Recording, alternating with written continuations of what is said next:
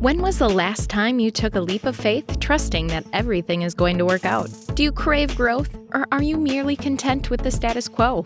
If you want more out of your life, out of your career, and out of your relationships, you are in the right place.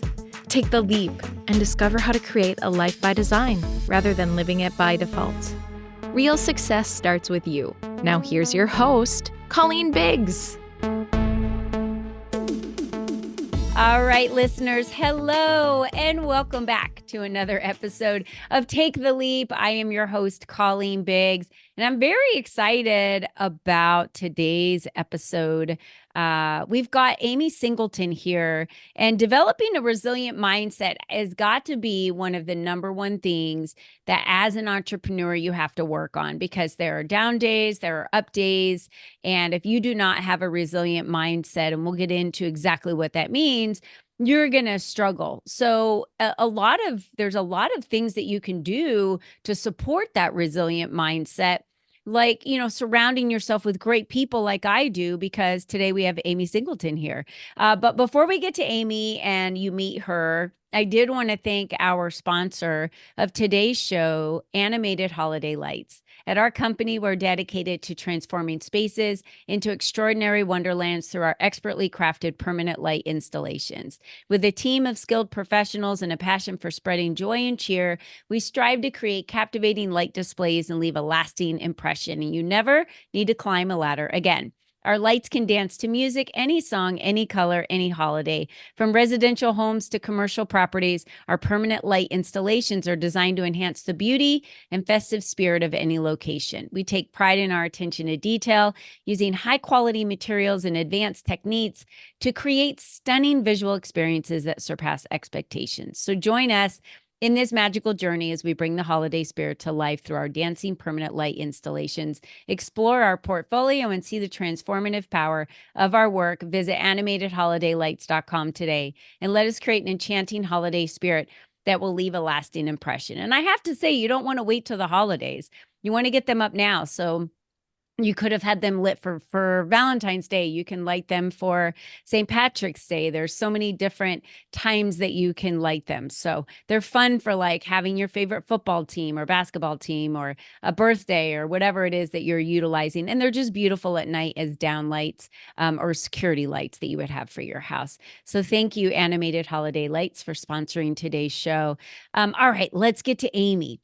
Powerhouse Amy Singleton is an entrepreneur based in Oklahoma City, Oklahoma. Originally a registered nurse, Amy's own health forced her out of a career she loved. Looking for purpose in all the wrong places, she wound up alone and desperately suicidal. Amy now dedicates her life to helping others see hope and purpose beyond their own failures. Too many people struggle to navigate their careers and families without sacrificing personal achievements. She uses stories, humor, and practical insights to inspire women to carve their own path for success after failure. Hello, Amy. Welcome to the show. Colleen, hi. Thanks. I'm so glad to be here. I'm thinking about lighting up my house for the games. That's exciting. That actually sounds really fun.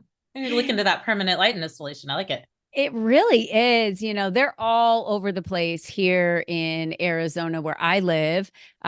Just so many houses have them. And there's all kinds of different options from, the kind that twinkle and dance, and then the kind that are just permanent and they do different colors and kind of follow each other in a row. And so there's all different fun stuff you can do with that. But let's get to you. So Miss Powerhouse, Amy Singleton. So you're a powerhouse today, but it sounded as if that you had some health traumas that kind of forced you into maybe retirement as a nurse. What happened there?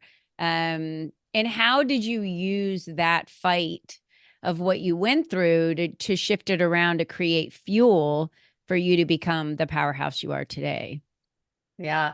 Well, thank you for having me. I'm excited to come and share my story. I feel like it's my responsibility to show people where they can get to from where they were. So for me, I was working as a registered nurse. I worked in the operating room, did open heart surgeries for over a decade, and some neurosurgery and other kinds of surgeries, but primarily open heart surgeries. Mm. And I was at a point in my life where I was very overweight. I was almost 300 pounds myself.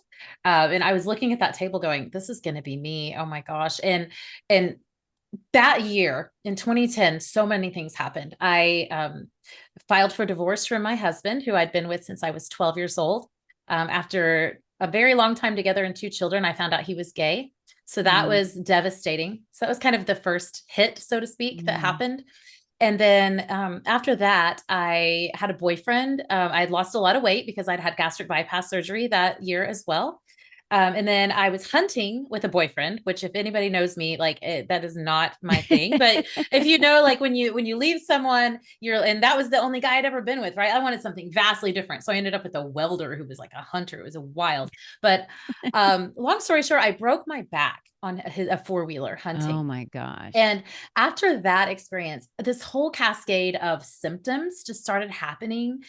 We didn't know what was wrong with me. It took a very long time for doctors to finally determine um, throughout that um, throughout that time that I actually had lupus and rheumatoid arthritis and several other autoimmune disorders. Wow. During that period, right after I broke my back, I became pregnant. I had a miscarriage, and then I got cancer and had to have a hysterectomy all within a year as well. So as all of these awful health things are going on, I was that boyfriend, we broke up, like he wasn't having that, right? Like we were too new. I was moved back in with my parents. I was in a wheelchair. I couldn't walk, I couldn't move. I was on so many medications, probably 35 different medications, from things for pain and like really heavy pain Yeah. medications, muscle relaxers, mental health pills, things for the cancer, things for the lupus, all the injections and the infusions and all of these medications that took me into the absolute darkest days of my life. I was Mm. so depressed. I just could not. I'm living back at home with my parents. I've been divorced. Everything that I tied my identity to Yeah. was gone. Mm. That my very first identity was really tied to that boyfriend and husband that I'd been with since, like, I've Yeah. known him since like the seventh grade, Colleen. That's all I knew was us two together. And so losing that, then I Yeah. lost the career, as a nurse. I couldn't help people if I'm the one in the wheelchair, right? So I had to Yeah. go and quit that job. And so um, I went through a period of several years where things were just really dark. Trying to crawl my way back out of that depression. I eventually ditched all of the pills, and I do not recommend anyone do this, but I cold turkeyed off everything, all the pain Wow. medicine. I was in a bad place with the narcotic pills. We've all heard the opioid crisis. It's so very true. It just kept taking more and more to get the same pain It relief. It was does. just Yeah. it was a very, very bad spiral. So I knew those things were bad. So I put all of them aside. Never had a drinking problem, never was a drinker, but I picked up a bottle because I was like, well, this seems more socially acceptable. It's safer, quote unquote. I thought it was going to be safer because it's legal. It's available Yeah. to everyone, right? And because I still had this giant, massive hole of pain, physical pain, as well as emotional pain. And I just didn't have the tools. I was not equipped to move beyond No. at all. And you were living at Um, home with your parents. Were you working at this time, or were you in too much pain? Were you on no, disability? I was in a wheelchair and on Oh, disability wow. insurance. Yeah, it was tough. I eventually, moved out of my parents' house into a little duplex of my own in their neighborhood. Like I had to take it really, really step by step, but slowly but surely, I started putting my life back together. I I had to lean into people. I had really distanced myself away from everyone, including my family at one point. Once I moved Yeah. out of their house, I went further into my depression actually before I was able to come back Oh, out of yeah. that. There Let's was a stop time. right there. I want to ask you, because you ditched all the pills and everyone's like, okay, I have all these questions. I already know they do. You ditched all the pills, and then why did you decide to move out of your parents' house? Did they want you out? Did you feel like you needed independence? Was there issues?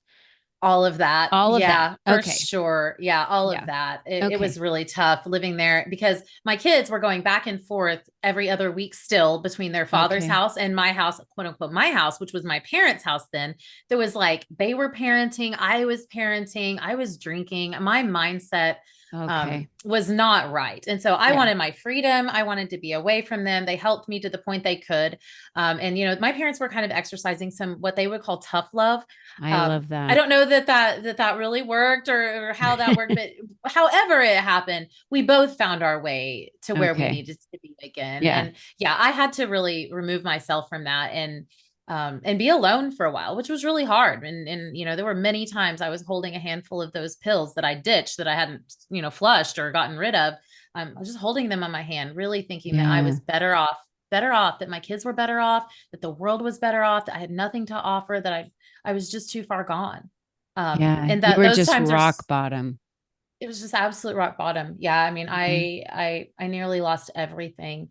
But slowly but surely through the power of God is the only one I can give credit to for that. But God, other people, slowly started, you know, counseling, Yeah. therapy.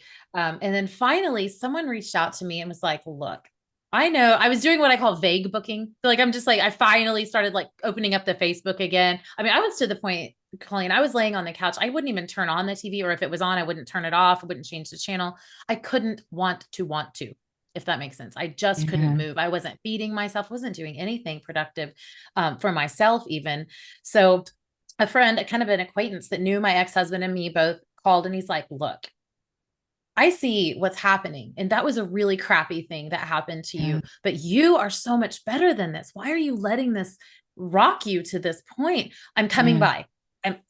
And showed up at my door, drugged me out to lunch to his favorite Euro place in Norman, Oklahoma, and said, just sat across from me and said, look, you are better. You have to start moving. And so it was just someone else seeing something in me Wow. that What an it couldn't have angel. been. I mean, like, Right? God sent Yeah. you the most amazing person at your doorstep. And that's what it takes. So, y'all that are listening to this, think about that. Are you reaching out to people that you know are struggling and could use anything, some Yeah. inspiration from you to get going? And Amy never would have reached out. You never would have reached out to anyone. I Absolutely mean, not. no, No. because I think there was shame, there was pain, there was fear, there was so much that had been built up that you just felt like, why would anyone want to talk to me? Or why would Right. you know, I'm just, Yeah. what am I supposed to do? And there was no like starting point. And I think that like pierced a little light of a starting Yes. point of someone that cared, that said, you're Yes. better than this, you're more than this, I care about you. Now you felt like, I'll be letting someone down if I Mhm. don't do something. Yeah, you know, and it's really unique you say that because I had already let my family down. I had Mm. already let my closest friends down. I'd already let my kids down. So that message couldn't have come from them. I'd already heard it from them. I was already, you know, across the table from them. We were firmly Yeah. across the table. And so as you're thinking about those people in your life that might be hurting, sometimes it's not the person you're closest to that you can have the biggest impact on. It's Yeah. just an acquaintance, someone, you know, like you just see a change in, but you're not exactly sure what's happening. Never don't reach Yeah. out to those people, right? So that took me on a path of one step at a time. And I mean, one step to the bathroom to brush my teeth, one step to the kitchen to make a piece of toast and feed me again, Mm-hmm. one step to my mailbox just to check the mail, or to the end of the next house and then back again into my safe hidey hole in my home. But it was those steps that started that. And of course, leaning further into counseling and therapy and these other things.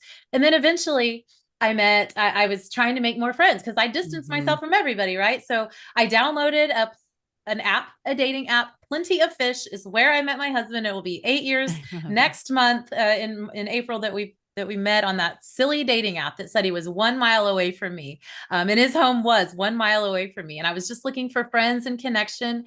And then he really saw something in me Oh, that I was able to latch onto and link arm in arm with. And and build a new life. And so after we got together, he was working far away, even though the app said he was 1 mile away from me.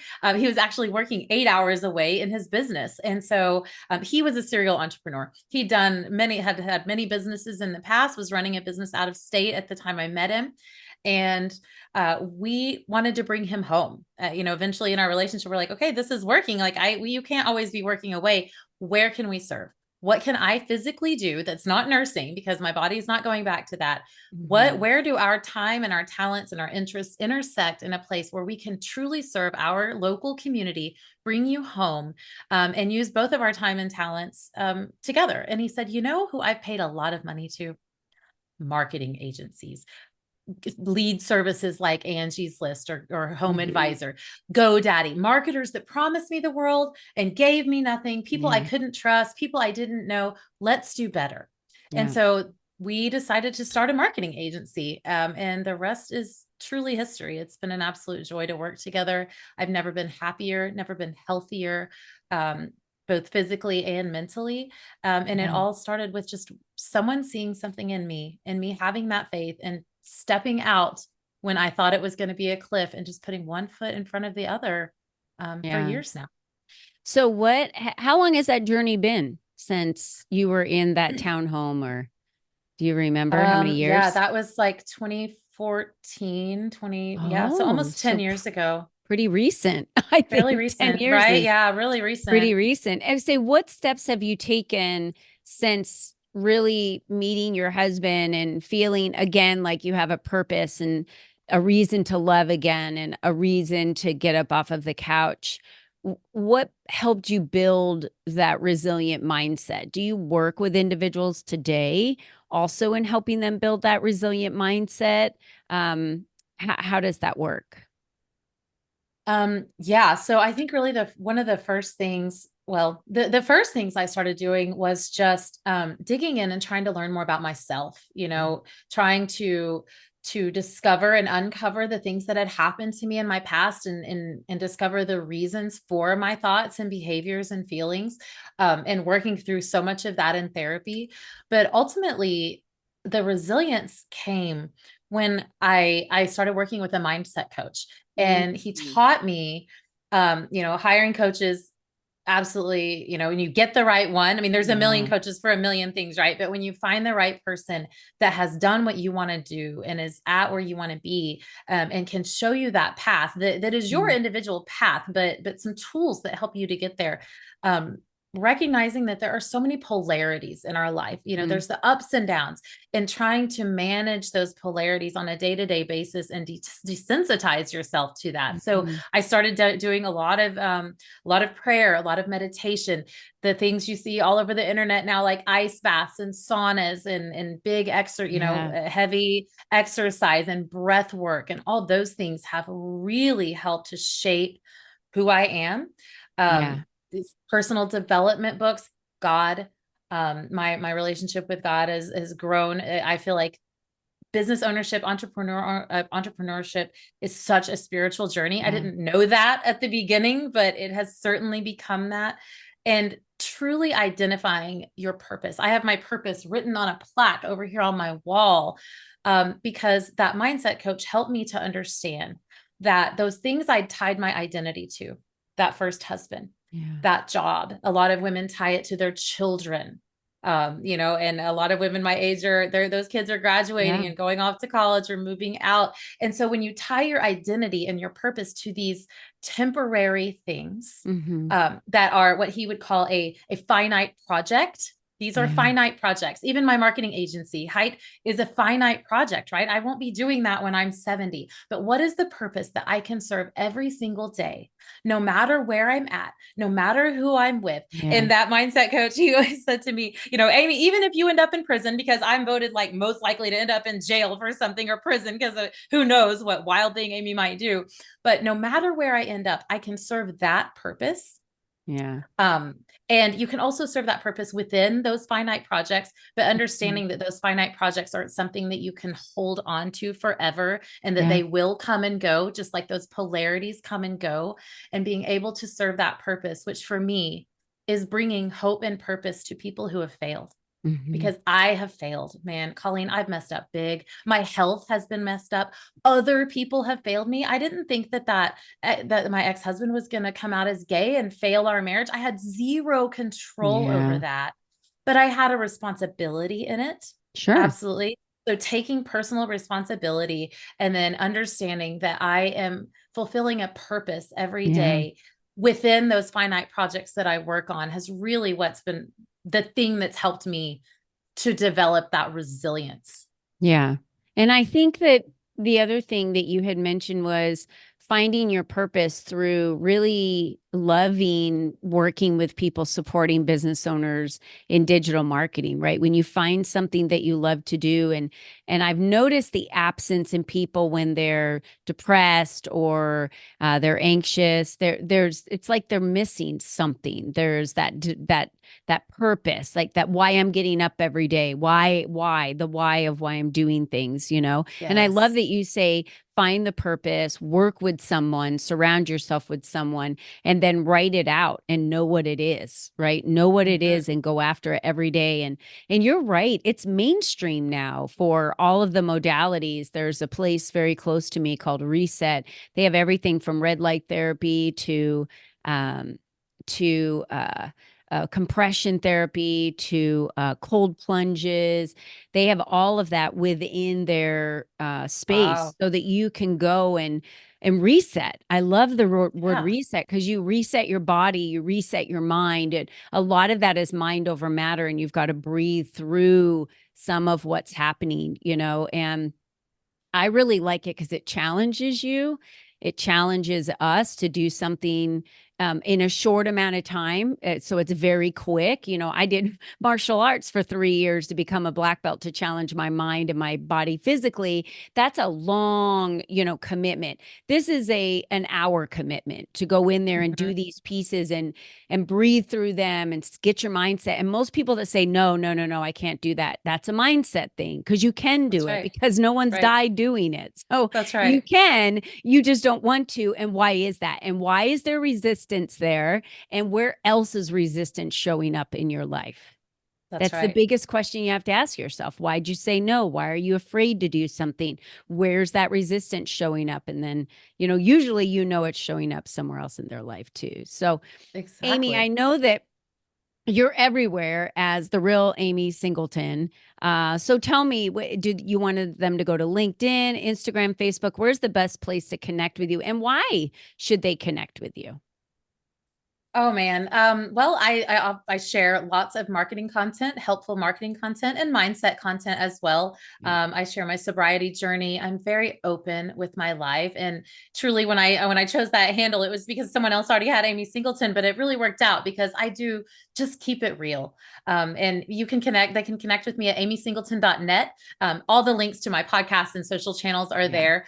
If anyone has questions about marketing or their website, I'm happy to offer a free website audit. It's there at amysingleton.net. However, I can serve and help, I'm happy to do it and I connect with love other that people. because that might be an area that's really frustrating an entrepreneur not really being able to kind of identify that story and identify that purpose. And that really has to shine on your website. Someone's got to get to know you immediately when they start reading it on your website. Obviously, those are the things that you do with those audits. So thank you so much, Amy, for being on today's show. And I want to remind all of you out there, my goodness, you're the only you that's ever been. You're the only you that's Mhm. ever going to be. And just as you heard Amy say, there were struggles. We've all had struggles. When I mention my struggles from when I was younger and I say I was homeless and I grew up on food stamps, people just look at me and they're like, no wonder why it is so important for you that you have an income that's steady and that you help other women get an income as well because you were totally scarred. There was trauma around that. When you were Mhm. younger and never knowing like income, that was a big trauma of mine. So we need others to help us through the trauma. We need others to help us get to the other side. You heard Amy's story of starting just one step and one person reached out and then she started working with therapists and really and we need to love ourselves and develop ourselves before we can expect anybody else to love us for who we are. Absolutely. Right? They can only love Absolutely. you to the depths of what you love yourself anyway. That's right. Do you think you love yourself today, Amy? Do you Oh for my sure know? goodness. Yeah. I am in love with this person. How can I not love this person now? Yeah. I'm so proud of her. I'm so proud. And I talk to her regularly. I talk to the little girl. I talk to that 20-year-old. I talk to the 30-year-old, and I talk to me now. And I love Yeah. every version of her. She was just fine the way she was. And Yeah. she's just a work in progress, just like all of us. Yeah, Amy, you're such an inspiration for others to just let it go. Let it go, move on, Right. learn from everything you went through because it molded you to become who you are today. Whether good or bad, it molded you to who you became today. And I see so many individuals out there, and I'm asking every listener right now, do you feel like a Sherpa? Are you walking around with pounds and pounds and pounds of weight on you of regret or shame or fear or past traumas? Mhm. You've got to let it go.